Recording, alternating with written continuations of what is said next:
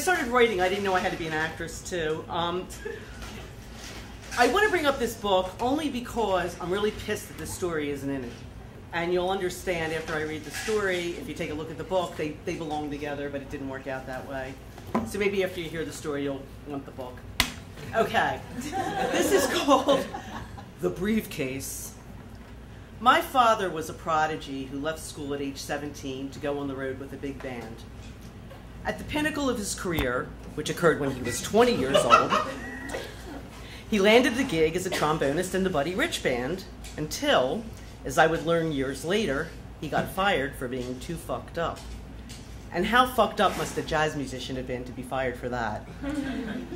Well, after Buddy reamed his ass and booted it back to Philadelphia, my dad did a brief stint as a session musician, which meant if someone like Peggy Lee or Sammy Davis Jr. came to town and needed a trombone player, my father got the call. And so he eked out a living that way until, as he insisted, the Beatles killed jazz. Out of money and options, he was forced to take a job selling home improvements, which made him even more unhappy and abusive, both physically and verbally.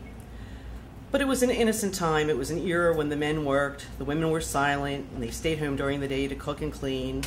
And on our black and white television set, husbands and wives still slept together. Well, they didn't sleep together. They slept in separate beds. I had no idea that my life was any different than any of my friends, nor did it occur to me to wonder why we were poor, even though my father worked for Sears fucking Roebuck, the mother of all corporations, the company whose Christmas catalog I eagerly awaited each year, rushing to the toy section to lust after the latest Barbie dolls and accessories. I didn't have an authentic Barbie. I had the cheap imitation. Came from Woolworths, which was the 60s version of the dollar store. I also had fake Ken. And bogus Barbie and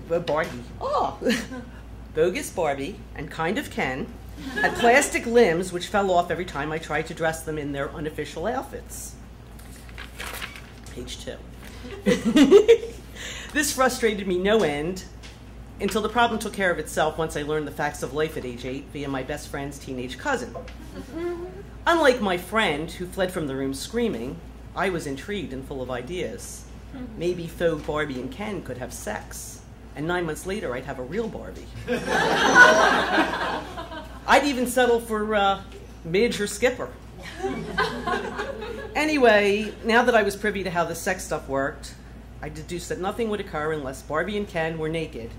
Ignoring the fact that they had no genitalia, I tried to position Ken on top of Barbie, but Ken kept losing his head.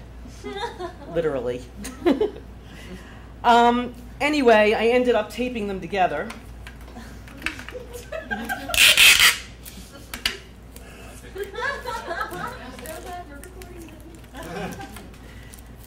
And when that didn't work, I dimmed the lights and I left them alone on my bed. When Barbie still showed no signs of a baby in her belly, I thought maybe it was motion they were missing. So I put the two of them in my knockoff Barbie car. And I zoomed them down the street in my knockoff Barbie car. Yeah, I said that already. Anyway, this lasted about 2 days until Mrs. Dordick at the end of the block called my mother on the telephone and complained, "Gloria, don't you watch what your child is doing?" I knew I wasn't in any trouble when my mom couldn't keep a straight face when questioning me, and then I overheard her bragging to her beatnik friends about her cute little hippie daughter. Sears gave my father a briefcase every year as a Christmas present. After working there for a while, he had a couple of them, and my ever-resourceful mother took one of his old ones and tried to pass it off as a special present for me. She made it worse because she wrapped it in beautiful paper and ribbons, and I circled it for days at Christmas time. Ooh, what's in the box?